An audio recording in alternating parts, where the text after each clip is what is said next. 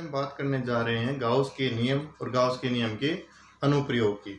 जहाँ पिछली क्लास के अंदर हमने क्या देखा था, पिछली क्लास के अंदर हमने गाउस का नियम देखा था। गाउस साहब कहते थे कि गाउस क्या कहते थे, किसी भी बंद सरफेस से रिलेटेड जो फ्लक्स होगा वो फ्लक्स कितना होगा, उस बंद सतह के अंदर उपस्थित कुल आवेश इंटू 1/ε0 के बराबर होगा। किसी भी क्लोज सरफेस के अंदर जितना भी नेट चार्ज उपस्थित होगा वो पूरा का पूरा चार्ज सतह के अंदर का चार्ज क्या बनाएगा, उस सतह से रिलेटेड फ्लक्स बनाएगा। और वो कितना होगा, टोटल चार्ज अपॉन वैक्यूम की परमेबिलिटी के बराबर होगा।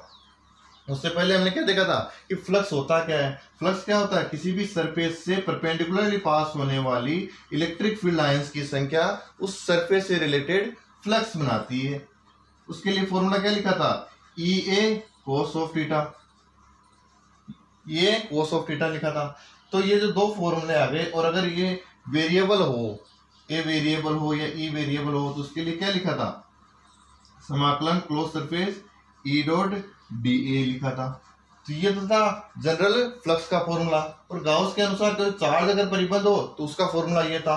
इन दोनों को मिला करके एक फॉर्मूला बनता है, क्या, दोनों फ्लक्स बराबर कर दोगे तो फॉर्मूला बनेगा close surface E D A is equal to summation Q upon epsilon naught. और ये फॉर्मूला आगे के जो एप्लीकेशन होगा उनके अंदर बहुत ही इंपॉर्टेंट, बहुत ही कारगर साबित होगा। किसी भी अगर आप सरफेस के लिए इलेक्ट्रिक फील्ड निकालना चाहोगे तो ये फॉर्मूला लगा करके आसानी से निकाल सकते हैं। यही इसका उपयोग जो एप्लीकेशन है उसके अंदर हम इसी फॉर्मूले का उपयोग करेंगे। लेकिन एक चीज जो गाउस के नियम में हमने पढ़ी थी कि गाउस के नियम में तो हम सरफेस कैसा भी मान सकते थे, वहां तो कोई जरूरी नहीं थी। लेकिन जब इस फॉर्मूले का उपयोग करेंगे हम, तो फॉर्मूले के उपयोग के दौरान जो गाउसीय पृष्ठ मानिए, जैसे कि कोई चार्ज है, कोई तार है, अब इस तार को क्या करना है, गाउस के नियम के अनुसार गाउस क्या कहता है कि किसी भी सतह को पहले गाउसीय सरफेस के अंदर बंद करो। तो गाउसीय सरफेस के अंदर बंद करने का मतलब तो हम कैसे भी कर सकते हैं, ऐसे। लेकिन अगर ऐसा कर लिया तो हमें यहाँ जो एरिया निकालना पड़ेगा जिससे ये इलेक्ट्रिक फील्ड लाइन पास हो रही है, जिससे रिलेटेड फ्लक्स बन रहा है, वो एरिया बहुत ही ज्यादा डिफिकल्ट वाला हो जाएगा, जिसके कारण इलेक्ट्रिक फील्ड नहीं निकल पाएगा। तो हम क्या करेंगे, ये जो एरिया होगा ना, इस एरिया को बहुत ही सिमेट्री के साथ रखेंगे। जैसे कि एक तार है, इस वायर के लिए हम क्या रखेंगे एरिया, इस वायर के लिए हम बोलेंगे कि इस वायर को एक बेलन के रूप में बंद कर लो, जिसकी एक सरफेस ये हो गई, एक सरफेस ये हो गई, और बाकी की एक सरफेस इसकी बेलनाकार वाली सरफेस हो गई। तो उससे क्या होगा, हम इसका एरिया भी आसानी से निकाल सकेंगे, उससे रिलेटेड इलेक्ट्रिक फील्ड भी आसानी से निकाल सकेंगे। तो आज बात करते हैं गाउस के नियम के अनुप्रयोग की। तो पहला शुरू करते हैं, एक लंबे वायर के कारण, इन्फिनिट लेंथ के जो वायर होता है उसके कारण इलेक्ट्रिक फील्ड कितना आता है। तो अपना कॉन्सेप्ट क्या है, मेन कॉन्सेप्ट तो रखना है, कॉन्सेप्ट क्या रखना है कि किसी भी बंद सतह से रिलेटेड इलेक्ट्रिक जो फ्लक्स होता है वो कितना होता है, ई डॉट डी ए, और वो बराबर होता है किसके, summation Q upon epsilon not के। ये मेन ब्रह्मास्त्र है यहाँ पर एप्लीकेशन के लिए। तो पहला बात करते हैं हम किसके लिए, वायर के लिए बात करते हैं। तो ये एक वायर है, इनफाइनाइट लेंथ का एक वायर है। उस वायर के लिए जो इसका चार्ज डेंसिटी है वो कितना है, लैम्बडा दिया हुआ है, चार्ज डेंसिटी लैम्बडा दिया हुआ है। और उससे आर बिंदु की दूरी पर, आर डिस्टेंस पर एक बिंदु पी है, और उस बिंदु पी पर क्या निकालना है, हमें इलेक्ट्रिक फील्ड निकालना है पी पॉइंट पर। तो देखो क्या करते हैं, गाउस साहब ने क्या कहा, गाउस साहब ने कहा कि कोई भी अगर चार्ज डिस्ट्रीब्यूट हो रहा हो तो उस चार्ज को क्या करो, पहले गाउसीय सरफेस के अंदर बंद करो। और सरफेस कैसी होनी चाहिए, सिमेट्रिकल टाइप की होनी चाहिए, सममित होनी चाहिए। तो अगर हम क्या करेंगे, इस आर डिस्टेंस का एक बेलन मान ले, और जो बेलन मानोगे आप आर डिस्टेंस का, तो ये आर डिस्टेंस का एक बेलन मान लिया, और इसकी लेंथ मान लेते हैं, बेलन की लेंथ ऐसे मान लेते हैं एल लंबाई का एक बेलन मान लेते हैं।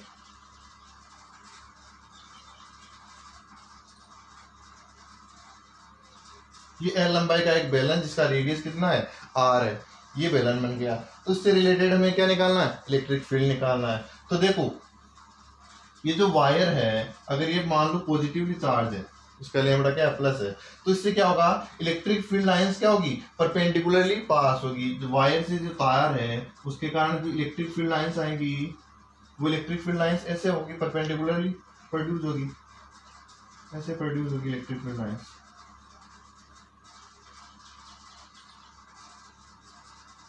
दूर की तरफ ऐसे प्रोड्यूस होगी। तो उसके कारण क्या होगा, देखो ये वाला सरफेस जैसे कि जो बेलन है, बेलन का एक तो ग्राउंड वाला सरफेस लंबाई वाला और एक ऊपर की तरफ जो वर्त टाइप के बने हुए सरफेस, ये तो बेलन के लिए टोटल कितने सरफेस हो गए, कितने एरिया हो गए, 3। एक तो कौन सा 2πr वाला, एक कौन सा πr² वाला और एक नीचे का πr²। तो देखो नीचे और ऊपर वाला πr², इससे तो कोई भी इलेक्ट्रिक फील्ड लाइंस पास नहीं हो रही है। क्यों, क्योंकि इलेक्ट्रिक फील्ड लाइंस ऐसे है और इनका एरिया वेक्टर ऊपर की तरफ है, एरिया वेक्टर नीचे की तरफ है। दोनों के बीच में एंगल कितना है 90 डिग्री, और जब दोनों के बीच का एंगल 90 डिग्री होगा तो E A cos θ 90 लिखाओगे तो इससे रिलेटेड कितना होगा फ्लक्स 0।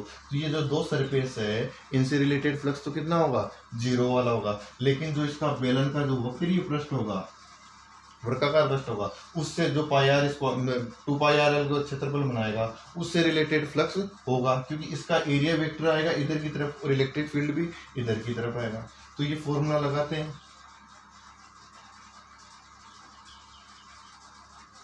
देखो इस वायर की जो टोटल लेंथ है, टोटल लेंथ तो इनफाइनाइट लेंथ का है, लेकिन जो इसका चार्ज डेंसिटी लैम्बडा है तो इसकी एल लेंथ के लिए चार्ज कितना लिख सकते हैं हम, चार्ज डेंसिटी के लिए क्या लिखते हैं, लैम्बडा = Q/L लिखते हैं। तो इस एल लेंथ का जो चार्ज होगा, एल लेंथ का चार्ज कितना होगा, लैम्बडा × L होगा।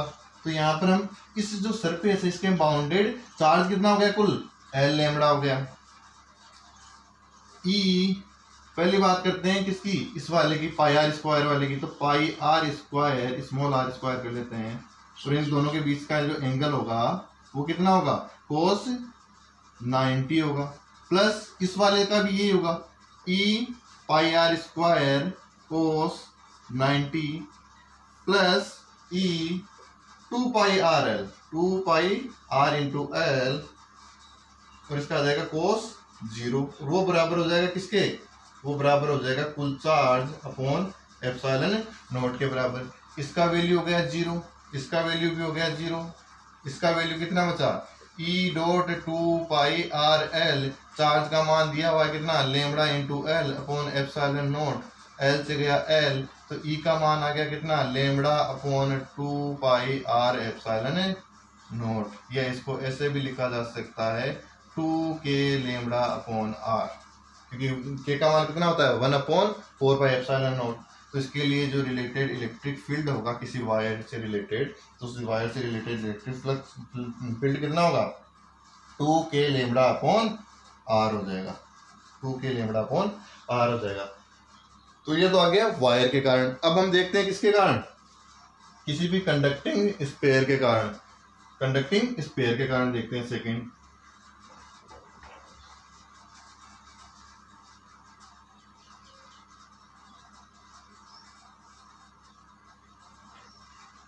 कंडक्टिंग स्फीयर के कारण सेकेंड वाला देखते हैं, किसी भी कंडक्टिंग स्फीयर के कारण।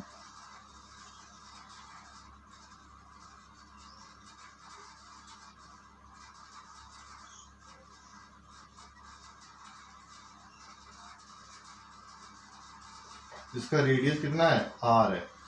इसको दो रूप में ले सकते हैं, देखो एक तो या तो इसका चार्ज दे सकता है, चार्ज Q, जैसे कि किसी भी स्फीयर के ऊपर Q चार्ज है तो उस Q चार्ज से रिलेटेड हमें क्या निकालना है, इलेक्ट्रिक फील्ड निकालना है, वो हो जाएगा।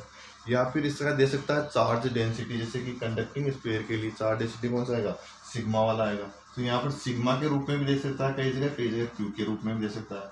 अभी हम Q के रूप में करते हैं कि चार्ज को, क्योंकि यहाँ पर Q वाला किसी भी रूप में ले सकते हैं, उसमें कोई दिक्कत नहीं है। तो एक r रेडियस का मैंने कंडक्टिंग स्फीयर मान लिया कि ये r रेडियस का कंडक्टिंग स्फीयर है। इस कंडक्टिंग स्फीयर का चार्ज कितना है, Q है। तो इसके कारण हमें निकालना है अलग अलग बिंदुओं पर इलेक्ट्रिक फील्ड निकालना है।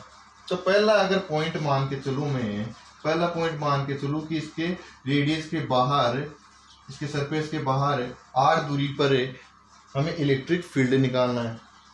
तो गाउस साहब क्या कहते थे कि r दूरी पर एक गाउसियन सरफेस मान लो, सममिताकार पृष्ठ मानोगे तो सभी जगह इस पर चारों तरफ एक गोला बना दो, गोला बना दोगे तो फिर क्या होगा, इस पूरे गोले से इलेक्ट्रिक फ्लक्स पास होगा। इलेक्ट्रिक फ्लक्स पास होगा तो E डॉट डी ए की जगह हम क्या कर देंगे 4 पाई r स्क्वायर वाला एरिया कर देंगे, क्योंकि इस एरिया से गाउसियन पृष्ठ से हमें रिलेटेड फ्लक्स निकालना है। इसके अंदर जो कुल चार्ज होगा, कुल चार्ज इस सरफेस के अंदर, गाउसियन सरफेस के अंदर कुल चार्ज होगा, वो कुल चार्ज अपॉन एप्सिलॉन नॉट रख देंगे। तो देखो summation E dot D A is equal to epsilon naught. तो देखो यहाँ का जो एरिया होगा वो एरिया तो कैसा होगा, जैसे कि एक बिंदु चार्ज रखा हुआ है, उसके चारों तरफ मैंने एक सरफेस मान ली गोलाकार, तो उससे इलेक्ट्रिक फील्ड लाइंस उस सरफेस के परपेंडिकुलरली पास होगी हमेशा। तो यहाँ का जो एंगल आएगा वो तो कितना आएगा, cos 0 आएगा। तो डायरेक्ट हम लिख देते हैं ई ए इज इक्वल टू, अब देखो इस सरफेस के अंदर कुल चार्ज कितना है, जितना इस गोले का चार्ज है, कितना Q upon epsilon naught, area कितना आएगा 4 pi small r square is equal to Q upon epsilon naught. तो E का मान कितना आ जाएगा, E का मान आ जाएगा Q upon 4 pi epsilon not r square, 1 upon 4 pi epsilon not को K भी लिखते हैं तो K Q upon r square, ये आ जाएगा इसका इलेक्ट्रिक फील्ड का फॉर्मूला। कहाँ पर, पहला पॉइंट कहाँ पर, जब r का मान रेडियस से ज्यादा हो। सेकेंड पॉइंट, जब r रेडियस के बराबर हो, यानी कि इसकी सरफेस के ऊपर ही किसी बिंदु पर मारना है, r इजिकल टू r पर हमें इलेक्ट्रिक फील्ड निकालना है। अगर यहाँ पर इलेक्ट्रिक फील्ड निकालोगे तो हम क्या बोलते हैं, E dot D A equal to summation Q upon epsilon naught. देखो E क्या होगा,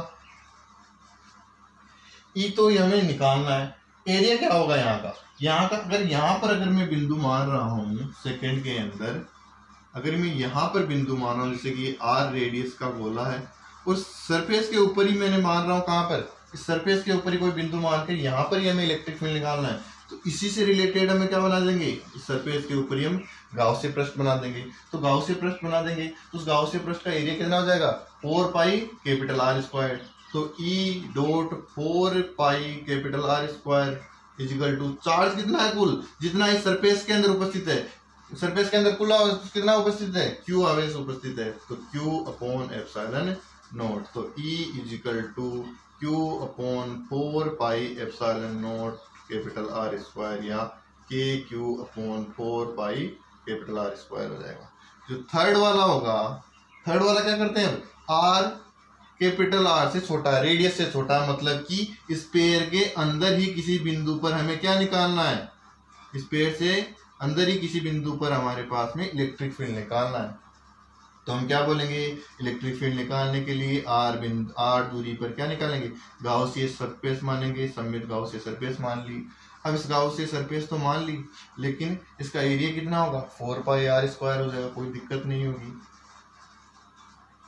E dot D A formula लगाओ, summation Q upon epsilon naught. तो E का मान निकालना है, एरिया कितना है 4 pi R square equal to charge कितना है। देखो अगर कंडक्टिंग स्फीयर है ये, तो कंडक्टिंग स्फीयर के लिए क्या बोला गया था कि चार्ज उसकी सरफेस पे रहता है, उसके वॉल्यूम में नहीं रहता। चार्ज देते ही वो क्या करेगा, दूर जाने की कोशिश करेगा और वो सरफेस पे जाके ठहरेगा। तो कंडक्टिंग के अंदर की तरफ कोई चार्ज ना होने के कारण इसके अंदर भी कोई चार्ज नहीं होगा, तो यहाँ पर चार्ज 0 होगा। तो इलेक्ट्रिक फील्ड कितना आएगा, अंदर की तरफ 0 आएगा।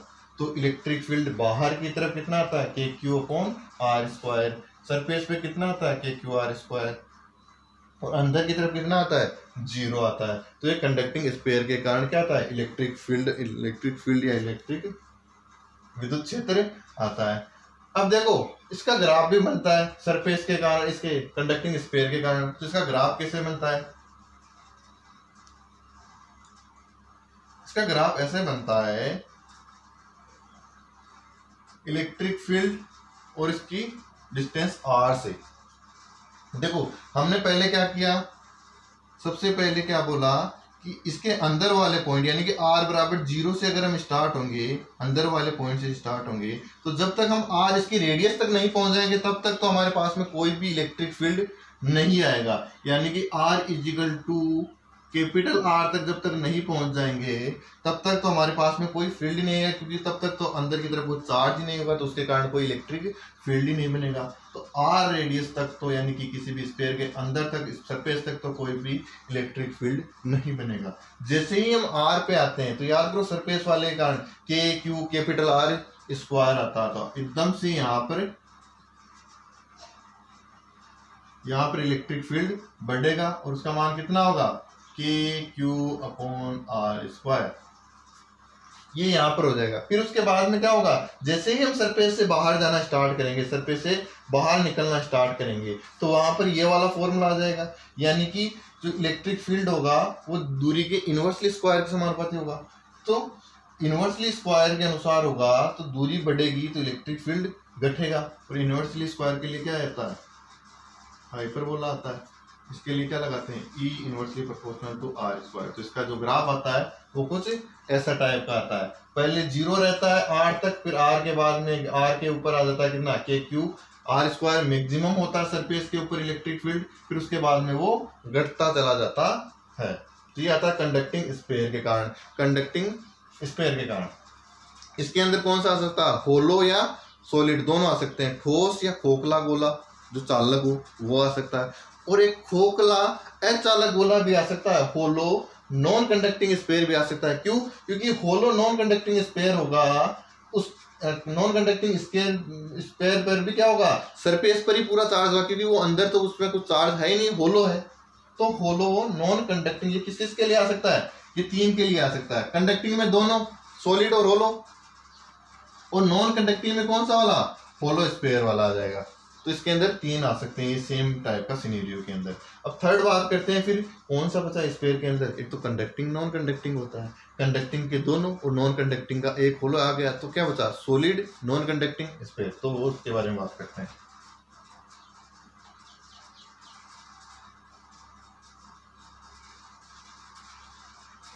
तो यहां पर हम बात करते हैं थर्ड किसकी, खोखला अचालक गोला। खोखला अचालक गोला, खोखला अचालक गोले के अंदर भी क्या निकालना है हमें, खोखला अचालक गोले के लिए चार्ज अगर क्यू दिया हुआ तो सही है, या उसका चार्ज डेंसिटी दिया हुआ हो, सॉरी खोखला नहीं, यहाँ पर तो ठोस आएगा, सॉरी ठोस, खोखला तो उसके अंदर आ चुका है, तो ठोस अचालक गोला, और उसके लिए चार्ज डेंसिटी क्या दी होती है, सिग्मा। सिग्मा क्या होती है, पूरे आयतन के अंदर अगर आवेश हो तो क्या देखो, अगर लंबाई के अनुसार आवेश वितरित हो तो उसके लिए क्या बोला जाता है, रेखीय आवेश घनत्व लेमड़ा, लीनियर चार्ज डेंसिटी, जिसे बोला जाता है Q अपॉन L। किसी एरिया के अंदर, सरफेस के अंदर अगर चार्ज डिस्ट्रीब्यूट हो तो उसे बोला जाता है सिग्मा Q अपॉन A। और अगर किसी वॉल्यूम के अंदर, पूरे वॉल्यूम के अंदर चार्ज हो तो उसके लिए बोला जाता है क्या, रो Q upon V। Volume charge density, areal charge density, linear charge density, ये चार्ज डेंसिटी 3 प्रकार की होती है। तो बात करते हैं किसकी, सॉलिड नॉन कंडक्टिंग स्फीयर की। तो सॉलिड नॉन कंडक्टिंग स्फीयर,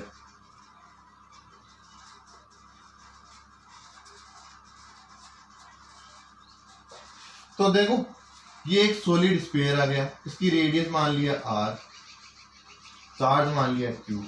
तो देखो इसके कारण क्या होगा, पहला पॉइंट वही r, सरफेस के बाहर वाले बिंदु पर हमें क्या निकालना है, इलेक्ट्रिक फील्ड निकालना है। तो हम क्या बोलेंगे कि सरफेस के बाहर एक R बिंदु, मानो R बिंदु, ये P पॉइंट पर एक R दूरी पर P पॉइंट आ गया, इसको सममित मानते हुए गाउसी प्रश्न बनाओ, तो इसके चारों तरफ एक गाउसी सममित गाउसी प्रश्न बना दी। फिर क्या करना है, EDA equal to summation Q upon epsilon naught करना है।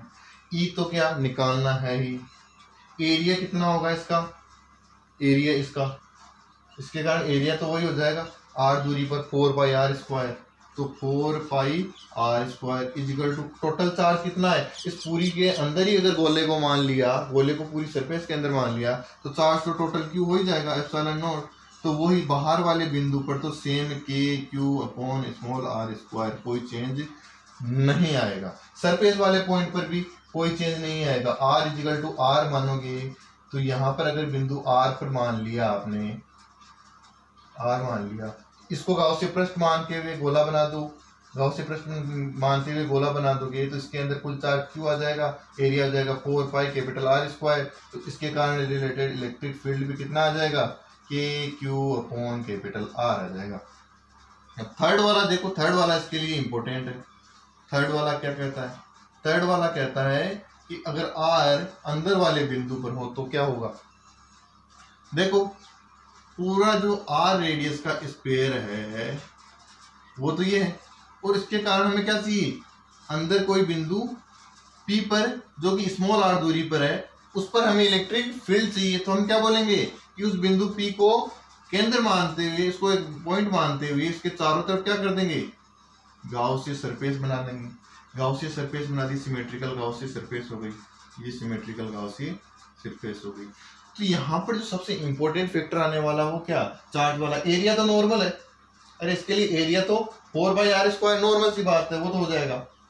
लेकिन हमें क्या निकालना है, यहाँ पर चार्ज निकालना है, क्योंकि ये क्या है, एक नॉन कंडक्टिंग स्फीयर है, और नॉन कंडक्टिंग स्फीयर के अंदर चार्ज पूरे वॉल्यूम में डिस्ट्रीब्यूट रहता है, पूरे वॉल्यूम में डिस्ट्रीब्यूट रहता है। तो उसको देखो चार्ज कैसे निकालेंगे, हम क्या बोलेंगे कि जो पूरा वॉल्यूम है 4/3 पाई आर क्यूब का पूरा वॉल्यूम है, उस पूरे वॉल्यूम का जो चार्ज है वो है क्यू। पूरे के पूरे स्फीयर जिसका रेडियस आर है उसका वॉल्यूम कितना हो जाएगा, 4/3 पाई आर क्यूब। उसके अंदर टोटल जो चार्ज है वो है क्यू।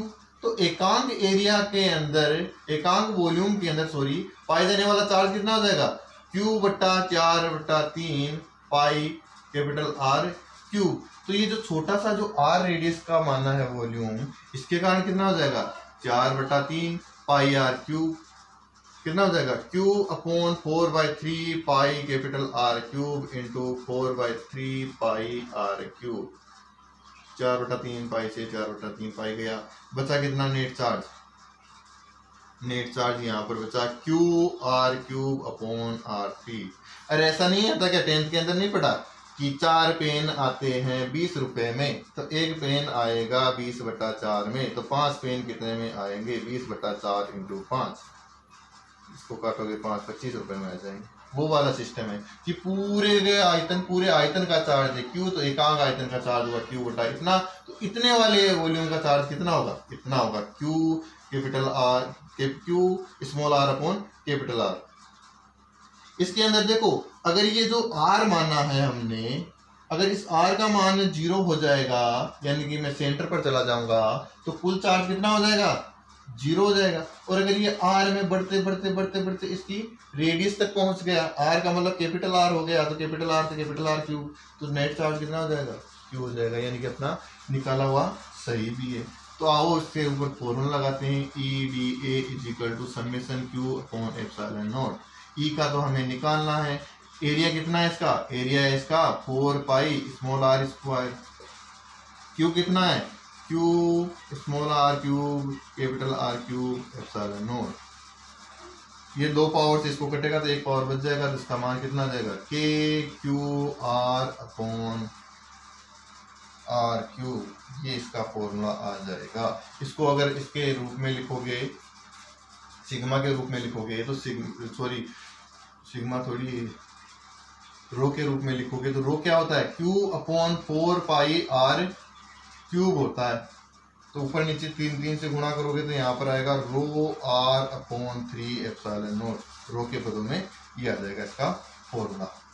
तो ये हो गया क्या, गाउस के नियम के अनुप्रयोग के अनुसार कौन कौन से फील्ड आ गए, एक तो वायर के कारण आ गया, अनंत लंबाई का वायर के कारण, एक चालक गोले के कारण आ गया। अब देखते हैं पट्टी के कारण, जो पट्टी का होती है इनफाइनाइट लेंथ की, उसके कारण कितना आएगा।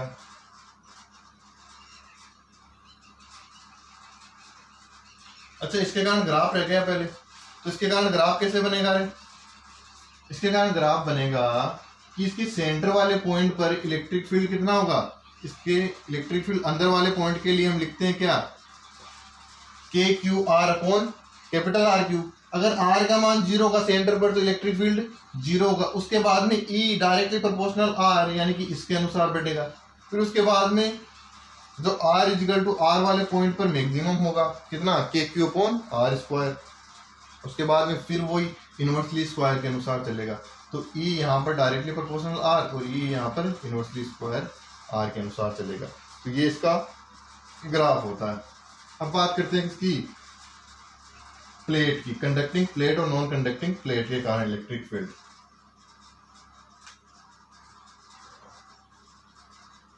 फोर्थ पॉइंट है ना, प्लेट के कारण। देखो प्लेट के कारण इलेक्ट्रिक फील्ड निकालने के लिए हमें क्या माना जाता है, प्लेट जो होता है टू डायमेंशनल ऑब्जेक्ट होता है, इसके लिए हमें क्या चार्ज डेंसिटी क्या माना जाता है, सिग्मा माना जाता है कि सिग्मा इसका चार्ज डेंसिटी है, ऐसा इसका चार्ज डेंसिटी सिग्मा दिया हुआ है। तो हमें क्या करना पड़ता है, हमें किसी भी बिंदु पर, इसके अंदर किसी भी बिंदु पर एक क्या मानती है, गाउसीय पृष्ठ मानते हैं, उसके अनुसार हमें इलेक्ट्रिक फील्ड चाहिए होता है। हमें इलेक्ट्रिक फील्ड निकालना है, अगर इस ई से रिलेटेड इलेक्ट्रिक फील्ड निकालना है तो हमें क्या निकालना पड़ेगा, उस गाउसीय सरफेस के अंदर जितना चार्ज मौजूद होगा, चार्ज अपॉन एप्सिलॉन नॉट आ जाएगा। चार्ज को यहाँ पर किस रूप में लिख रहे हैं, चार्ज को यहाँ पर सिग्मा के रूप में लिख रहे हैं, क्योंकि सिग्मा इजिकल टू क्या होता है, Q अपॉन 4 पाई, Q अपॉन एरिया लिख लो ना, 4 पाई के बाद में कर लेंगे। तो चार्ज किस रूप में लिख लेंगे, सिग्मा इंटू ए के रूप में लिख लेंगे। तो देखो आओ, अगर नॉन कंडक्टिंग प्लेट हुई है, पहली बात करते हैं नॉन कंडक्टिंग, अगर ये नॉन कंडक्टिंग प्लेट हुई तो मैं क्या बोलूंगा, ये जो प्लेट है इस